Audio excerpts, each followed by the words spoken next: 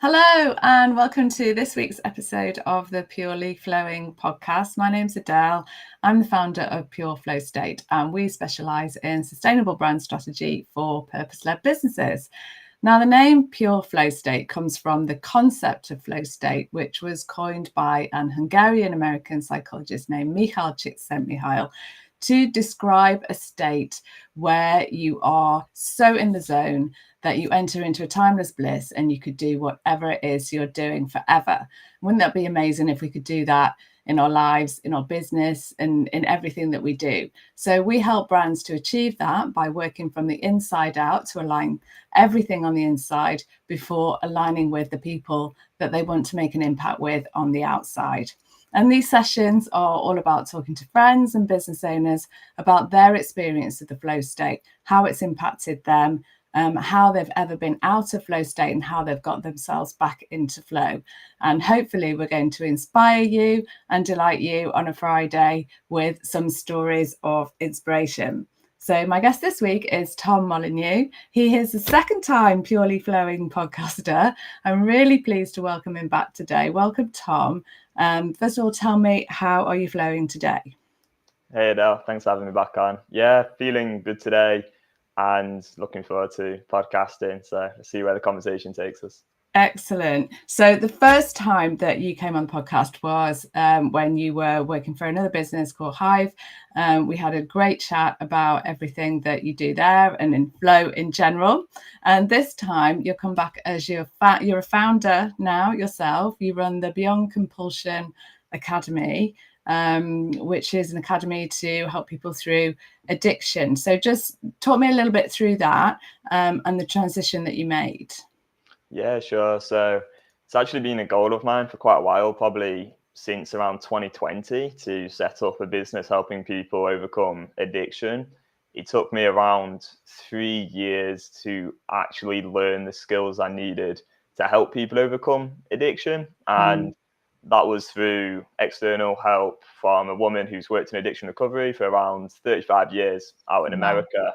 I had a podcast and I was basically just on a mission trying to stop my own compulsive behavior, which was pornography. And so I'd invite guests on from all over the world and just kind of ask for help and try and figure out all these different methods. So I got into things like internal family systems, cognitive behavioral therapy, acceptance, commitment therapy.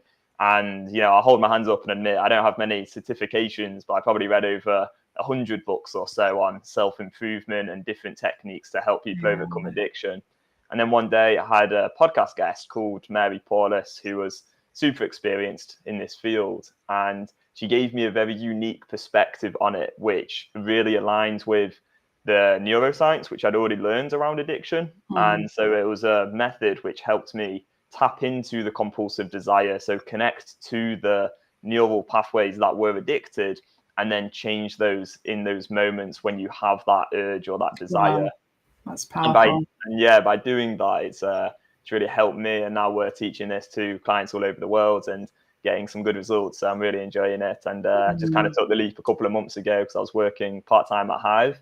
And it just kind of came to a point where I felt like I'd be doing clients and other people a disservice if I didn't go all in on this, because I know there's so many people struggling with addiction, and I really wanted to help people. So yeah, it's been a good couple of months. Yeah, I mean, that's something that we've discussed, isn't it? The prevalence of addiction of some form or other in society at the moment. And I know I've done a lot of reading about it as well because it interests me. And, I'm very, very interested in human behavior, what makes people tick. And I came across some writings from a man named Johann Hari, and we've discussed him before, haven't we? I love what he's got to say about pretty much everything. And he talks about the opposite of addiction being connection. So, it's not sobriety. If, your addiction is in that way, in drugs or alcohol or something like that, it's not sobriety, it's actually connection. So what people are trying to feed with or trying to fill with compulsive behavior or addictive behavior is a gap that they've got. They're looking for meaning more than anything else. Is that something that you found as well with your experience? Yeah, it's interesting because there's been quite a few studies about the like root cause of pornography addiction, and I think a lot of them lead to the main like reason why people were choosing to watch porn was meaningless in their life. And I think it kind of makes some sense because nowadays, we have like these massive corporations, and so many people feel a little bit detached or disconnected from the world. We have social media, we have a society that's basically set up which leads to a lot of people not really feeling like they have any purpose or Yeah. meaning.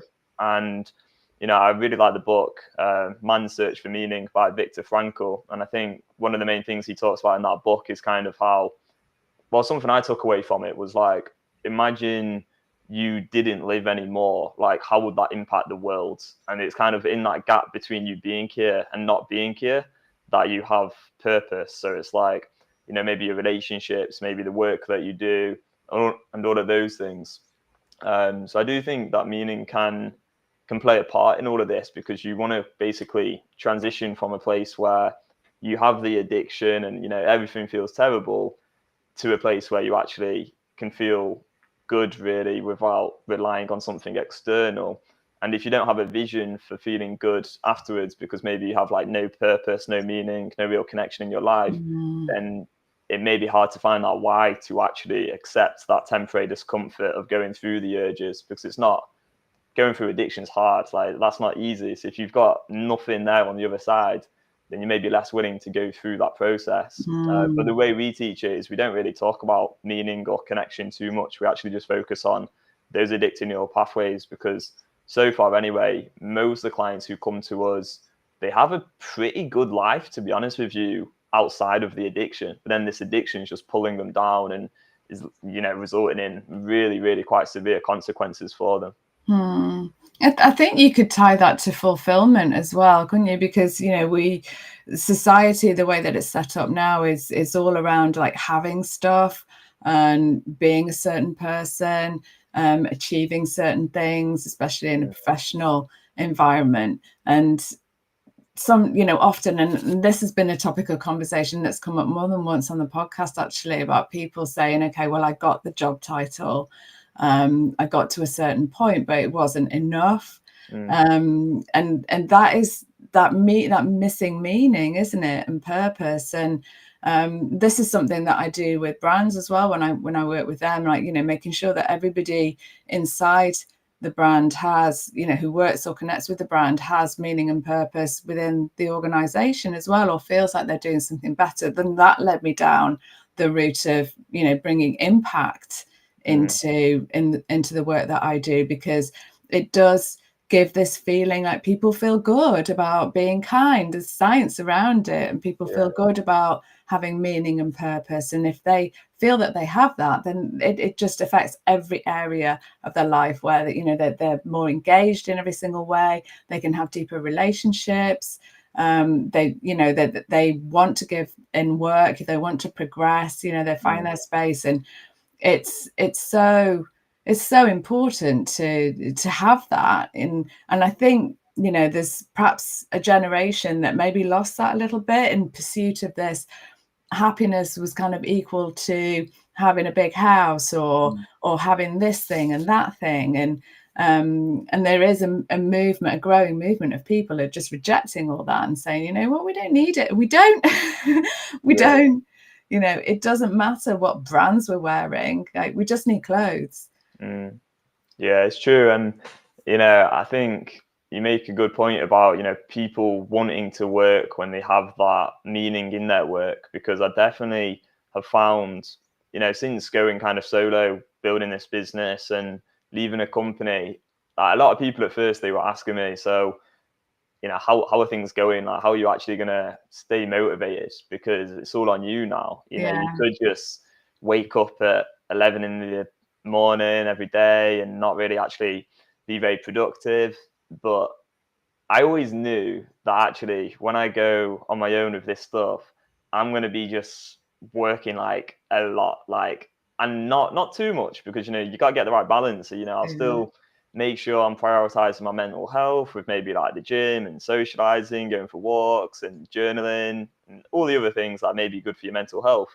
But like, my motivation is there because of how meaningful it is to me. So Yes. I wake up and I'm just excited to work. I'm like, yeah, let's go. This is going to be great. And obviously not every single day is like super, super productive. You know, I'm a human being, but I think that autonomy, wanting to do the work for myself because there's so much meaning and connection around it, is always going to be really important. And then you talked a bit about, you know, how, yeah, like in society now, the goals that people have sort of shifted more towards maybe materialism and money.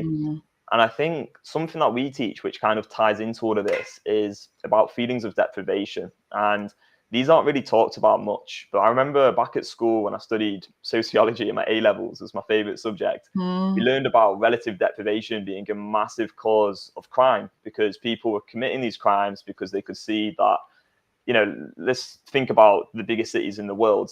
Often they're going to be the cities where crime's most prevalent, because you go from one area in London and you have like all this wealth and money and cars and You can houses. cross a road and that can happen. Yeah, literally. In London, you go from one street to the other and you're going from like £1 million house to like a really deprived sort of area. So because of that, you have all that relative deprivation where people are looking at all this stuff that they feel like they don't have. So they feel deprived, and evolutionarily that makes them feel really pretty terrible. So there's this thing they want, they feel they can't have it. And then that's linked to like survival and feeling like you're not going to survive. And so people get quite desperate on their journey to trying to get these things that they feel they can't have. And I think with social media now and TV, what we're seeing every single day is all of these things that we should supposedly have and that apparently we don't have. And because of that, I think so many people feel deprived and therefore get stuck in that loop of always trying to make more and more and more to get these things that they feel they can't have. But those things they feel they can't have are things which actually deep down aren't going to serve them that much. And it's the same with addiction, because when you're in an addiction, the first thought process you're going to have once you've, you know, become addicted is probably, I can't, you know, for me, it'd be like, I can't look at porn. I can't have a drink tonight, or I can't go on my phone this morning because it's too early. If you're addicted to your phone, you know, it's all about, I can't do this, I can't do this, I can't do this. And that leads to feelings of deprivation, which then people want to get out of quite desperately, which leaves them stuck in this like hamster wheel of staying in an addiction indefinitely. Yeah, and it's about being able to live with it as well, isn't it? It's about, you know, it's there. The temptation is going to be there. We need to be able to use our phones without thinking, you know, staying on them for 5 hours. And we need to be able to be around alcohol. You can't just remove yourself entirely, because other people are going to drink, whether you choose to or not. The people are going to drink. So you have a choice. You know, you need to be able to, well, I suppose the goal is to be able to be in that environment where it doesn't trigger you or it doesn't bother you. And you know, I don't have a lot of experience in that. So, you know, I can't put myself in the shoes of a person who's going through that addiction. But I think the goal for them would be to be okay in that environment and not feel shame or guilt or tempted, or maybe they do always keep the temptation. Is that something that, you know, the addiction is always there, it's just managed? Is that the way you've seen recovery? I think that's the way most people see recovery, unfortunately. But yeah, we have quite an alternative approach. I think what can happen is if you sit with that desire and you don't just like sit with it and don't do anything. So let's say, you know, some desire pops up to have a drink one night and maybe you're on your own. Instead of just kind of trying to avoid it or substitute it out or distract yourself, like go for a walk or maybe like go to the gym, or replace it by scrolling on your phone for 2 hours or watching Netflix or doing something else that may be compulsive, what I would suggest to somebody is to start to like think through that choice in that moment. And you use the word choice there, and that's literally what we teach, is basically just empowering people to realize that actually you can have that drink, that's there, but what's the consequences? If you choose to have that drink, you're going to want that drink again and again and again. And so it's just enabling people to think through that choice rationally, because the addicted part of the mind is going to spin up with all these questions that make them feel helpless. It's going to have all these thoughts which are going to, you know, be rationalizations, excuses, justifications to do this behavior. So addiction is really, really difficult because you have a part of your mind that just wants this thing so desperately, and then a part of you wants to stop as well, which creates this constant conflict.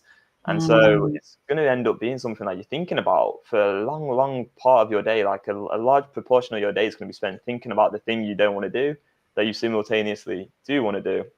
And so, yeah, if you can connect to that desire, realize that, yeah, you do want this thing, and that's okay. There's nothing wrong with you for wanting this thing, but you also have a choice, and you don't have to do this thing.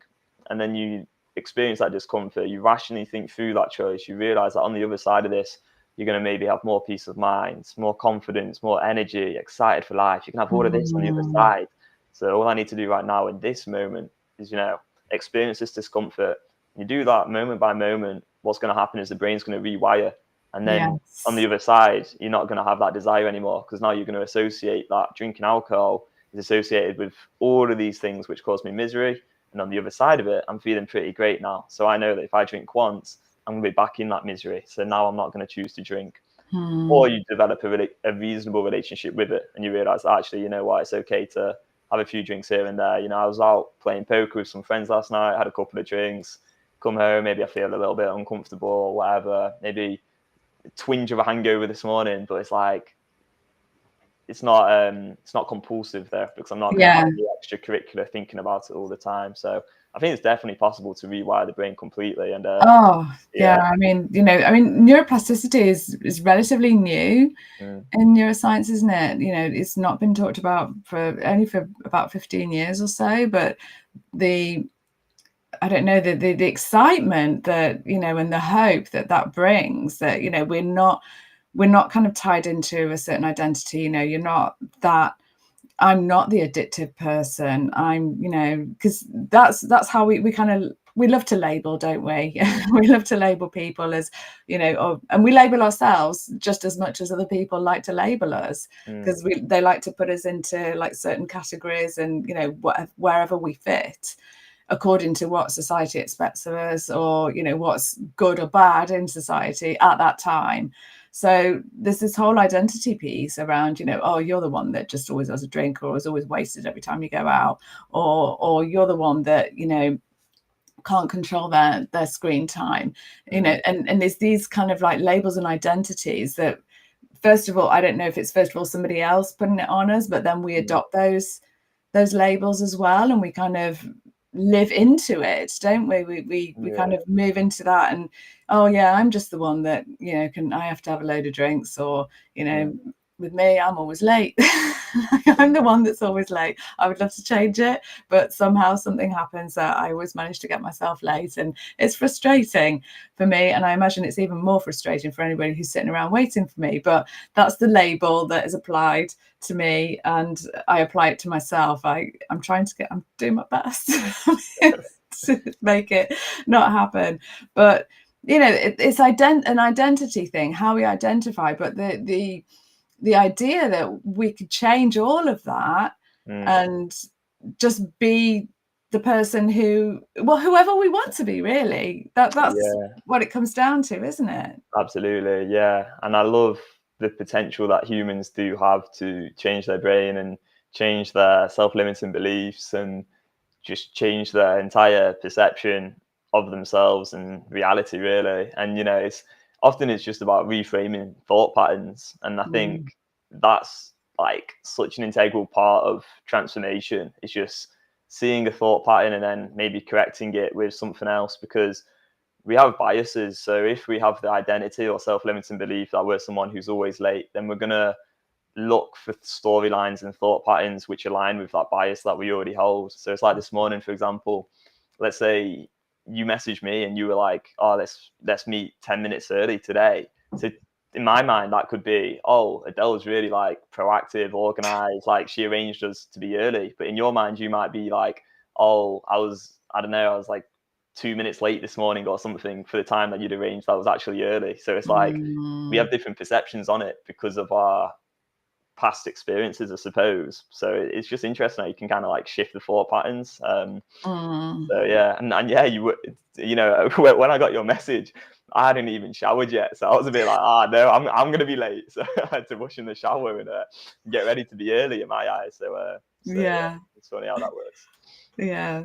Yeah, it is. I mean, we're kind of, the way that we're talking about it now, it makes it sound easy. So I do want to stress that it really is not easy to do this, and it takes a lot of time, and it's scary to take this step. And I worked with a coach one time who explained it in a way that made a lot of sense to me. And she said, okay, so you've got two choices, right? You've got the choice of, you're going down the path that is like it's a dual carriageway.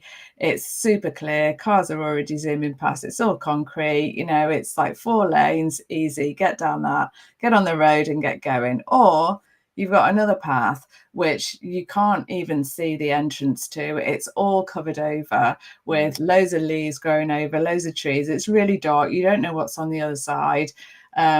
That's your choice, basically. You're going to get, you've got to take one path.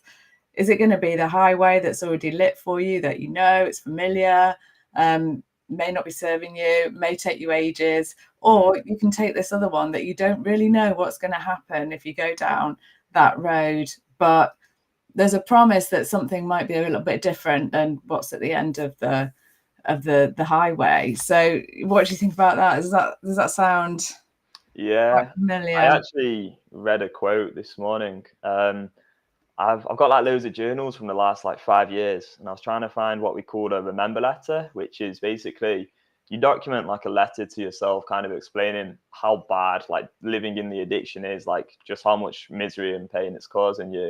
So I was trying to find that in one of my old journals, and I came across this quote that I'd written from a different book like 4 or 5 years ago, and it was, in life, everybody faces choices between doing what's popular, easy, and wrong, versus doing what's lonely, difficult, and right. And I think there's some truth in that, to be honest, in that, it's kind of taking the lonely road can be really hard. And even last night, to be honest with you, going around to my friend's house to play poker, I was kind of thinking in my head, like, should I have a couple of beers there or should I not? And there was part of me that definitely thought, if I don't have a couple of beers, then I'm going to be the odd one out. I'm going to be the only one here, not having a drink. Yeah. Maybe if I win at poker, it'll seem a bit unfair on everyone else. And you can kind of have certain thoughts because, we want to connect. We want to be part of something. We want to belong. Yeah. That's so natural. So if you start trying to do something that's different to what everyone else is going to do, it's like your brain's going to just,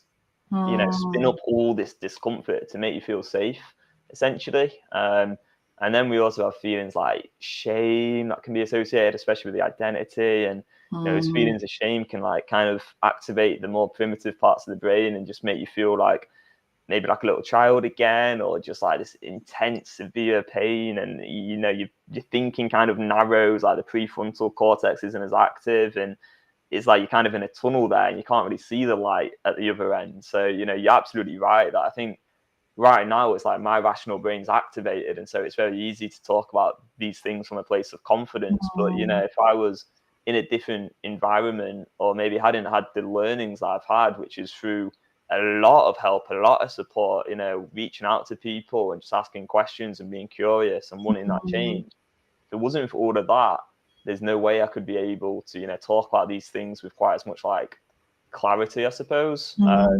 yeah, I think it is way harder than people imagine to overcome an addiction. And like, it's probably the hardest thing I've ever done. And I think for our clients, it's usually going to be the hardest thing that they're doing as well. Yeah. And it's like you say, like a lot of their lives are good. And like from the outside, everything probably looks great. But inside there, there's this deep longing for something. And I guess there's a lot of feelings with rejection as well that come with addiction, aren't they? Because you kind of, I don't know, maybe the people that don't fit in, or trying to be like everyone else, which is what we tend to do because we like to copy other people, and that's just human nature, isn't it?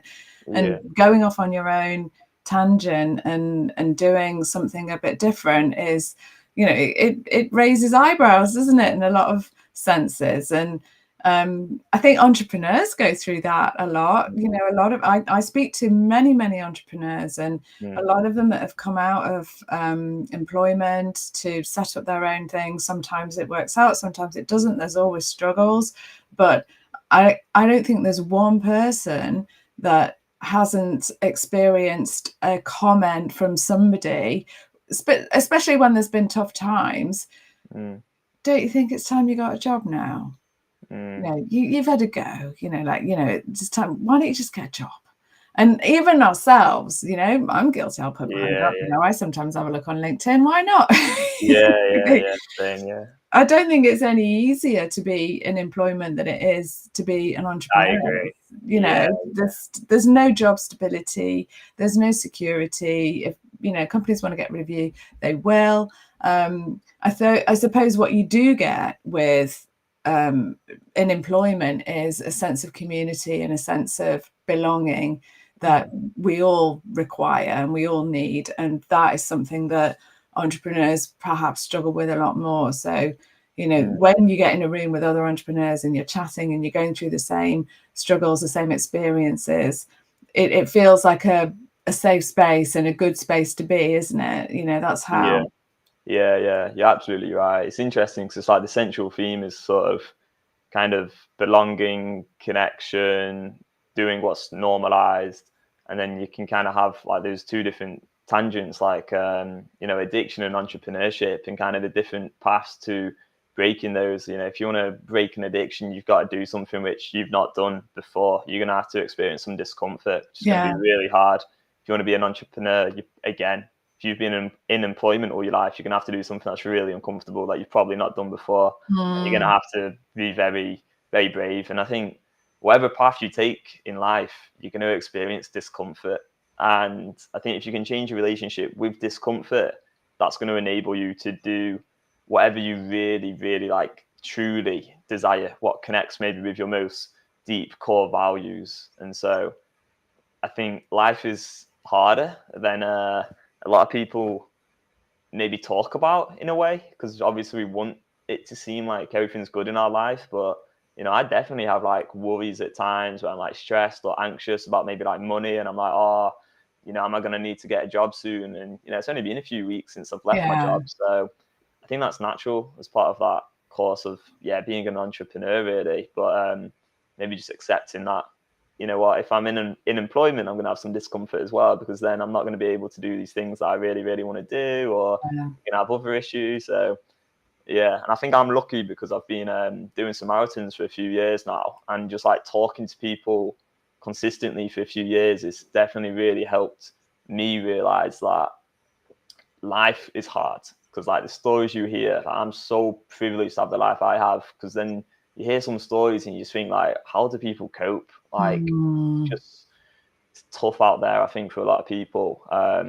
But sometimes I think a lot of greatness in life is on the other side of that discomfort that can be experienced. I think it is, absolutely. And so, let's talk a little bit now. You touched on it before about, this meaning and purpose that you have with what you're doing now. And, as an entrepreneur as well, one would hope that we set up our businesses because we feel very passionately about what it is that we do. And I know that, that's the case for many, many people.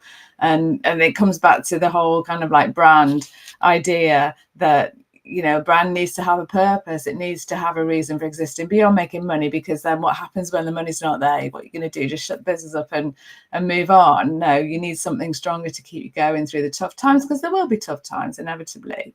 So let's talk about, what your life looks like now as an entrepreneur, and finding flow, and how that's impacted your life in general. Yeah, sure. So nowadays, basically, we have a program which is already built and it's been working for quite a while, and it's sort of there. It's this online program where you get kind of one-on-one WhatsApp support, you get phone calls, and you get the community there, and you just kind of, you have everything you need really to overcome an addiction. So that's already set up. So now what I'm doing is basically finding ways of kind of illustrating and visualizing the ideas that are already in that online course in different ways, which can be quite creative. So what I'm really, really enjoying at the moment is creating, as I was just saying to you before we started recording, it's kind of creating these different worlds where it's you have the land of compulsion, for example, and then you have maybe the land of freedom. And it's like, okay, how do we transition from this world to this world? And then you have all these challenges in the middle. And it's like, how do we empower people to go on their own journey of overcoming those challenges? And those challenges are usually going to be old thought patterns. They're going to be the addictive part of the mind. And there's going to be all kinds of things that the addictive part of the mind will do to try and get people to engage in their compulsive behavior.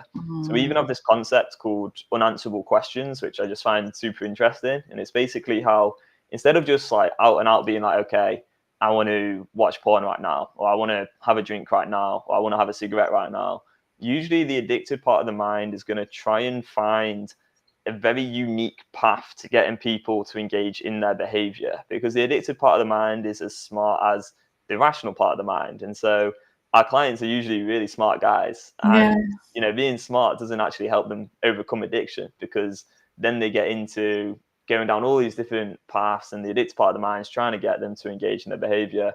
So unanswerable questions, basically any question designed by the addicted part of the mind to get someone to engage in their compulsive behavior. So maybe like, oh, did I spend too much time earlier on my phone? Or maybe it's, I don't know, did I drink too much last night, or something like that, where usually it's going to be like some kind of question and it can't actually be answered, and it just takes people completely away from the present moment. And it's in the present moment that they have that choice to actually change their addictive neural pathways correctly. But if we're off in the past or way off into the future, it's going to be really hard to do that. So my day as an entrepreneur, and I was kind of sitting down in the office in town, and I'll just kind of get a Miro board with loads of sticky notes, and I'll just start trying to create these boards which are just full of my visions for how people kind of can live, and the barriers and the obstacles, the challenges in the way of them getting there. And then also using quite a lot of like design thinking sort of processes where I'm like considering the client, their main problems, because we're talking to them all the time and messaging them. So we kind of got really clear on our clients' problems over, working with a lot of guys. So now it's like we kind of have this big board of like all these different thought patterns. And it's great now because, I can jump on a call with a client and they'll start talking to me about the particular thought pattern that they've had, and they're kind of elevating their own awareness, and they can see how, I've got this problem because of this thought pattern. And then I can go in Miro and I'll like press Control F and just search, and I can type in the thought pattern that they've just said. And I know there'll be another client within the program who's had that same thought pattern at some point in the past. And that really alleviates those feelings of shame as well. Because then they can go, wait, hang on. So there's nothing wrong with me, because actually all these other people have had the exact same thought pattern as me. And that's what it is. It's just that's just how the addicted mind works. So I'm really loving it so far. It's been great, and hopefully just continue kind of on that path. I love a Miro. Yeah, same. It's so good. It's got to be my favorite app. It's got to be. I have a board for everything.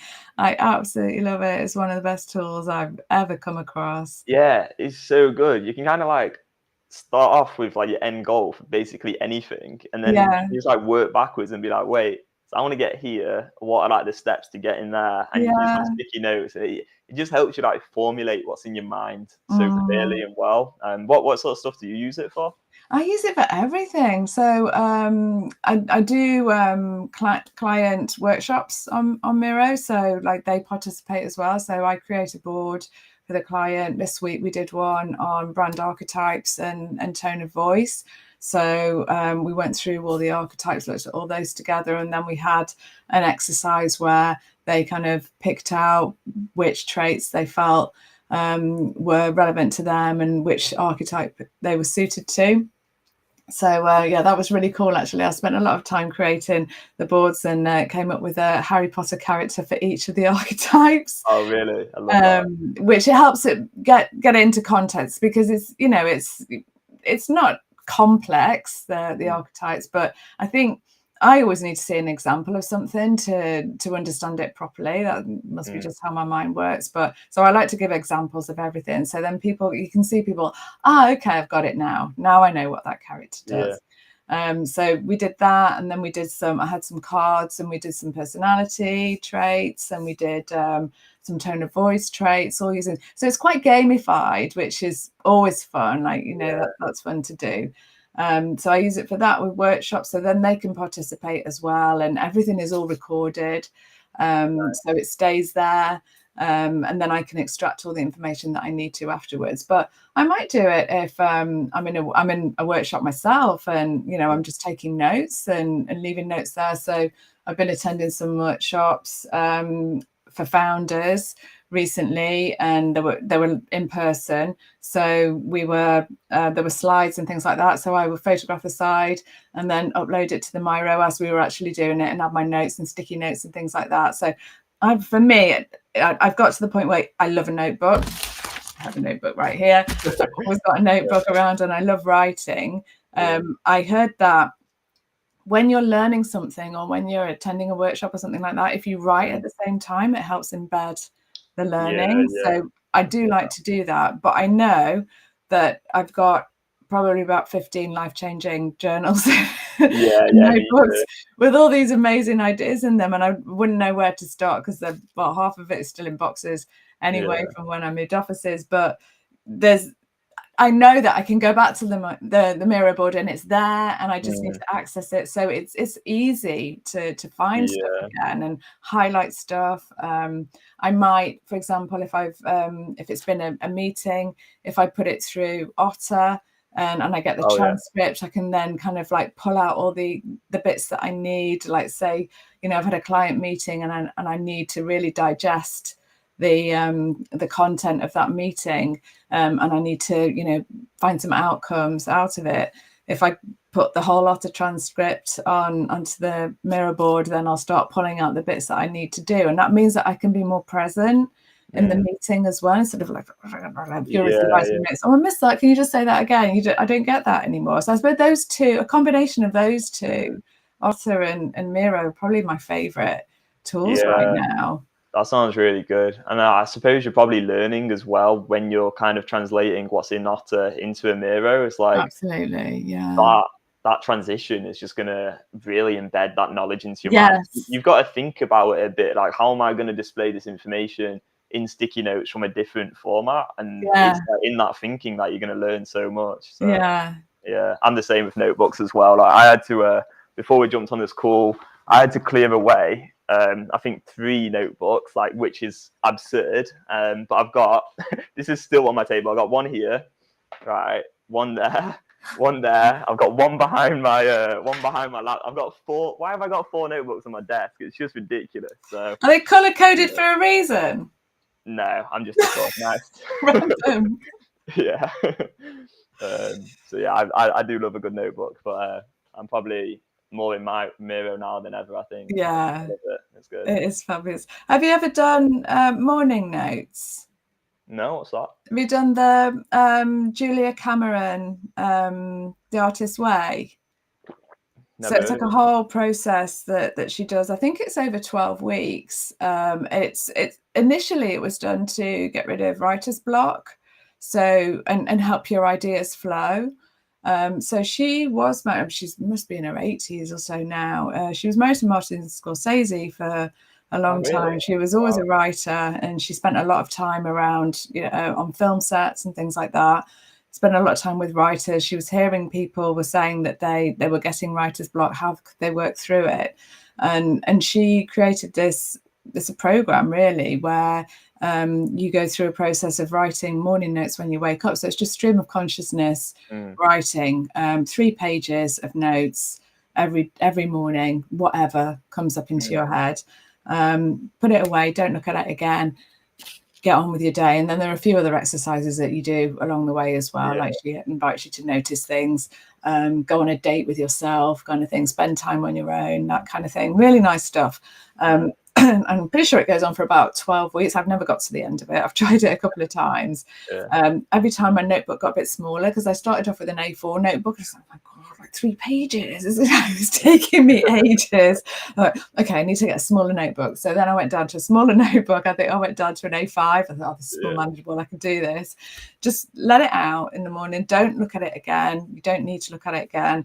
And then it's supposed to help you unblock your thoughts, your ideas, Mhm. and help you flow, essentially. Yeah, that sounds really good. I'd quite like to go back and try it again. Maybe I'll do it, and well, I Yeah. shouldn't wait for the New Year, so I'm not one for New Year's resolutions. But Yeah. it's, I know hundreds of people that have done it. It's been around for years and years now, Wow. like decades. Yeah. There's definitely something about flow and creativity early in the morning. I don't know if that's just me, but honestly, like the first 2 hours in the morning, I feel like I'm more productive in those first 2 hours than I arguably am in the next 6 hours after that. It's really weird, but honestly, like I do try and wake up now, not every day, but I wake up, maybe read a book for a little bit or like have a coffee. And then like honestly, just like writing a blog or like creating one of these like sort of boards in Miro and things like that. And I feel like I can just get so much done. And then like my energy might like dip a little bit and I won't be as productive afterwards. But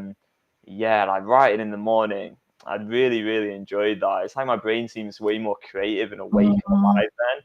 And then maybe it just gets tired throughout the day. Maybe just a bit like, like a phone battery. You start at 100% when you wake up, and then maybe it dips down. But I do need my coffee first, so I feel like I need my coffee first. I've got to admit. Yeah, there's nothing wrong with that. And if it helps you flow, then why not? Exactly. Yeah. So, Tom, give me some advice for people who are out of flow, not necessarily linked to addiction or what it is that you're doing now, but you could bring that in if you want to. But if somebody's feeling like they're out of flow, what would your advice be to them? Yeah, I've been thinking a lot this week about a quote by Einstein, which it was something along the lines of, let me try and find it. It was something about like problem solving, because this is going to help me answer that question.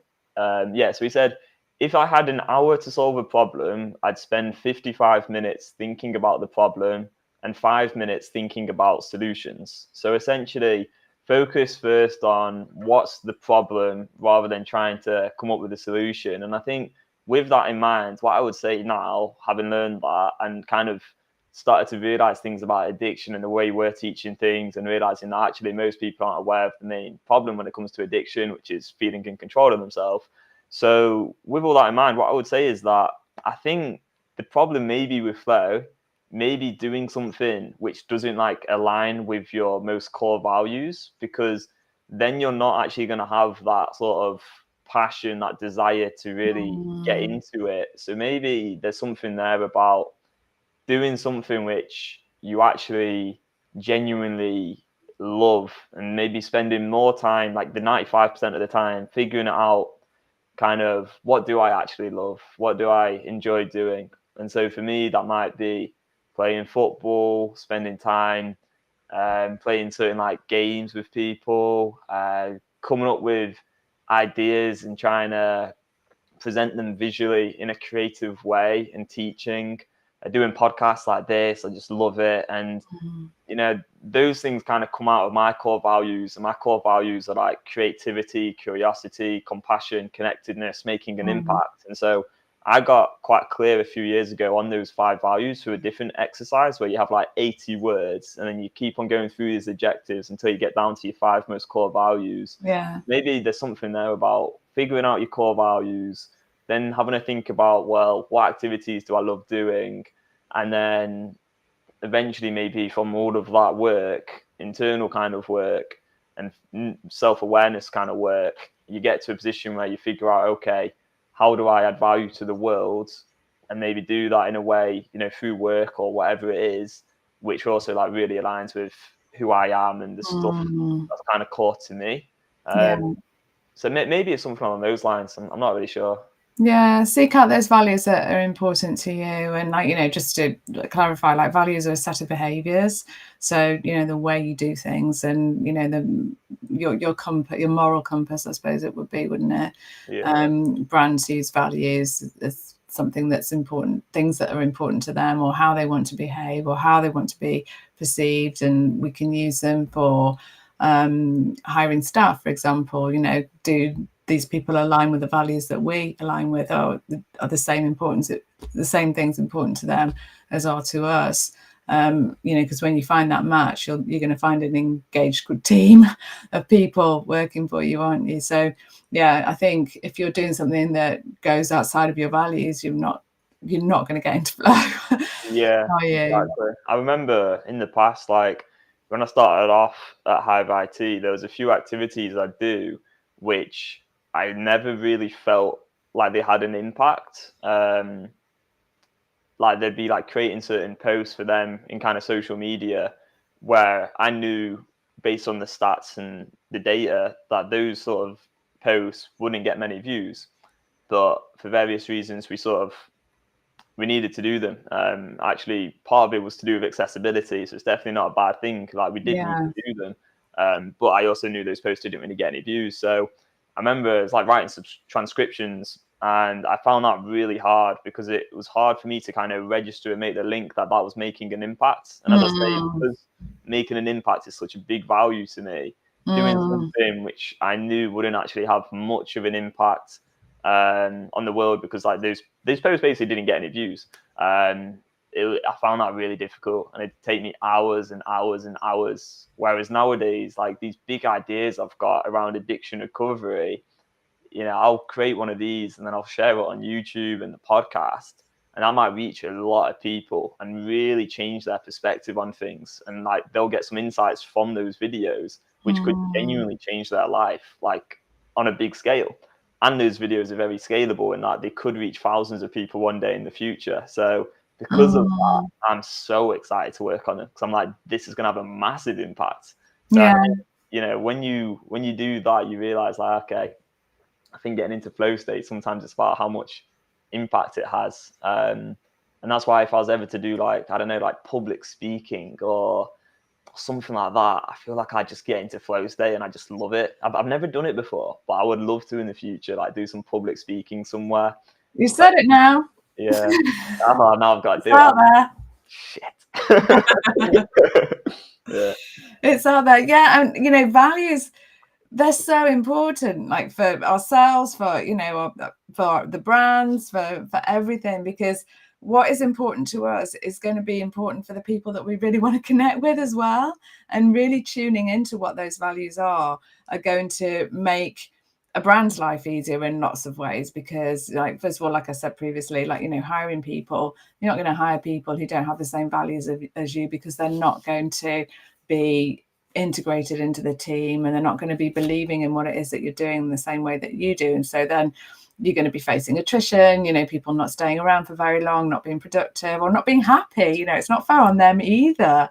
And then the audience as well, so the audience is going to have similar values, so that's the way that you connect, through sharing what your values are.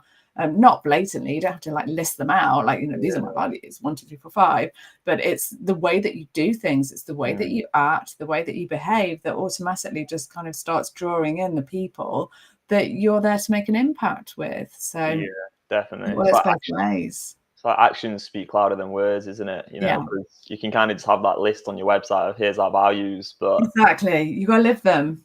Yeah. If you're actually day in, day out, doing your best to have an impact on the world, and trying to actually do stuff, and you are doing stuff, then people are going to see that and connect to it and be like, oh yeah, I want to work with them. Yes, they're actually doing good stuff. So. Yeah, that's when they start to join brands. Audience starts to join them. I want to be part of that. That's a bigger thing that I want to be part of. Is like, right at the top of the pyramid, the self-actualization is in. I know that if I'm part of that brand, I'm doing something good, and that makes me feel good, and that fulfills me as a person. Yeah, finding that meaning, that's what it all comes down to, isn't it? Yeah, I think it's definitely something we need to get a bit better at like our company, Beyond Compulsion Academy, is kind of demonstrating our values even better, really, because we're obviously very passionate about addiction recovery, but sometimes I guess we can kind of get caught up in the analytical, rational methodology side of things, because we're passionate about what works. But then at the same time, we do kind of need to take a step back, really, and look at things maybe from a different perspective and realize, maybe just kind of listening to other people and staying curious as well, and talking to others, because we're quite direct in our approach overall. But I think people like curiosity, and I'm a Oh very yeah. curious person. And so when we're sometimes like, no, there's one approach, it can come across very badly, which is fair enough. But then again, we kind of do believe that, so it's difficult. I don't really Yeah, know. but the one approach, if it works, and and here are the testimonials of people who've been through the program, and and again, it's people's choice. If they feel aligned, they feel that they're going to get helped, and they feel supported and safe in that environment, then they're going to join. That's what it comes down to. So it's not just we've got one way of doing things. It's like, we can help you, and you're going to be safe here, and we care. Exactly. I think kind of like that Dove brand of just like caring, like inclusive environment. Yeah. I think I'd like to create a brand even more sort of inclusive, non-judgmental, shame-free, kind of get that across to people as well. Because Exactly. Yeah, that's important. Yeah. it's so important with addiction. Yeah, just knowing like, look, you come in and have a chat with us, you're not getting judged. Like, we've been there, we understand, we get it. Nothing wrong with you, but let's now make a change because help is here. Like, permanent mental freedom is possible. That's kind of our slogan, really. We believe in that so much, and so getting that across as well, that like you really can change your brain for good and like live a much better life than you may be right now. So yeah, but we'll see what happens. But yeah, I'm excited. So much hope and positivity going into 2025. So Tom, thank you so much for joining me today. It's been a beautiful conversation. Again, I'm really excited for you and for the Academy going into the new year. And yeah, hopefully we can stay in touch and perhaps get another podcast in further down the line. Yeah, sounds great. Yeah, thanks so much for having me. I've really enjoyed the conversation. My pleasure. I feel like I've learned a lot as well. So. Oh, that's good.